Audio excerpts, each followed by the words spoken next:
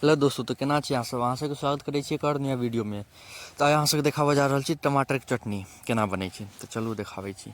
एते टमाटर लऽ लेब, एक बाद एकरा काटि लेब बढ़िया मेही मेही कऽ, जे ज़्यादा गलाबऽ नहि पड़ै। ओकरा की कर, हम अथी कहै छै आरामसँ मोबाइल चलाबै छलियै, मम्मी तऽ सब चीज धऽ देलकै, कहलकै जो नहीं वीडियो बनेबै तऽ नहीं बनो। मम्मी कहलकै आबे वीडियो बनो, हम मोबाइल में छलियै, ध्याने नहीं छलै से नहीं बना पेलिए। तो देखियो एहिमे सब चीज मम्मी धऽ देलकै ताबत। एहिमे नमक, हल्दी, पहिले तऽ शुरूमे अथी देलकै, की कहै छै ओकरा, तेल देलकै। तेल गरम भऽ गेलै, ओहिके बाद ओहिमे देलकै पचफोरना, तेजपत्ता। ओहिके बाद ओ गरम भऽ गेलै, ओहिके बाद ओहिमे टमाटर काटल खसा देलकै। ओहिके बाद ओहिमे हल्दी, नमक देबै तऽ गलत बढ़िआँसँ। हल्दी, नमक, मिरचाइके बुकनी और धानी, ई चारू खसा देलकै। ओहिके बाद एकरा बढ़िआँसँ थोड़ि रहल छै, देखियौ एतेक देर तक जे केलकै से हम अहाँ सबके बता दै छी। ओहिके बाद बढ़िआँसँ थोड़ि रहल छै सब तक, पूरा अथी भऽ जाए, की कहै छै ओकरा, एकोटा पीस नहि रहै ओकर, किएकि रसे लोक खाइ छै ने, उठा कऽ तऽ नहि खाइ छै। एहिसँ पहिलुका वीडियो डालने छलिए, काल्हि जे वीडियो डालने छलहुँ, ओहिमे की कहै छै आलूके पूरी बना कऽ देखेने छलहुँ। ई वाला यऽ टमाटरके चटनी, उएहके साथ बनेने छलिए। तऽ कहलिए एकेमे तऽ नहीं आयत ओतेक लम्बा वीडियो, बहुते लम्बा भऽ जेतै। छोट छोट दूगो बनि जायत, एगो आलू पूरीके अलग, एगो टमाटरके चटनीके अलग। तैँ ई टमाटरके चटनीके अलग वीडियो बनेलहुँ यऽ। एहिमे बहुत पैघ भऽ जेतै।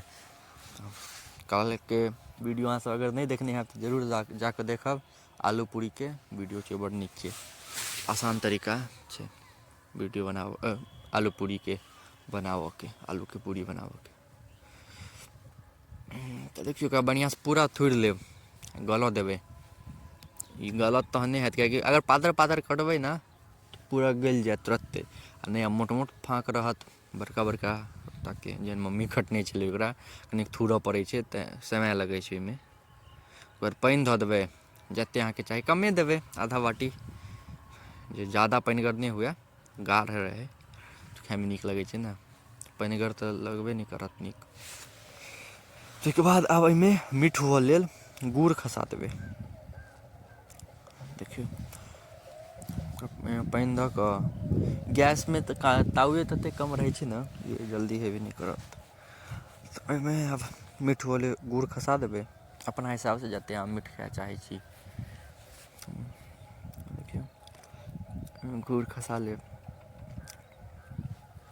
ओहिके बाद कनि ई एखन पियर लागि रहल हैत, गुड़ खसा देबै। ओहिके बाद अगर की कहै छै चीनी धऽ देबै ने कनि, तऽ लाल भऽ जायत टमाटरके चटनी। देखियौ एखन कनि पियर टाइपके लगैत हैत, गुड़ धऽ देलियै तऽ ओ चीनीवला हम नहीं बना पेलहुँ। देखियौ ओहिमे चीनी धऽ देलियै तऽ आब लाल भऽ गेलै।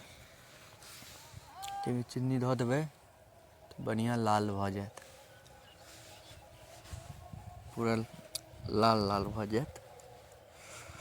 देखियौ बनि गेल, एकरा खौला दियौ कनि, पातर हैत तऽ आओर गाढ़ भऽ जायत। खौला दियौ बढ़िआँसँ, भऽ गेलै, बनि गेलै। टमाटर चटनी बनाबऽ कतेक आसान तरीका छै। एकरा खाउ जाहि साथे खायब, आलूके पूरी साथे ज़्यादा नीक लगै छै खायमे। भऽ गेल छै, बनि गेल छै। एहिमे मोन हुए तऽ धनी पत्ता खसा दियौ, केहन लगैए देखियौ, धनी पत्ता खसा दियौ,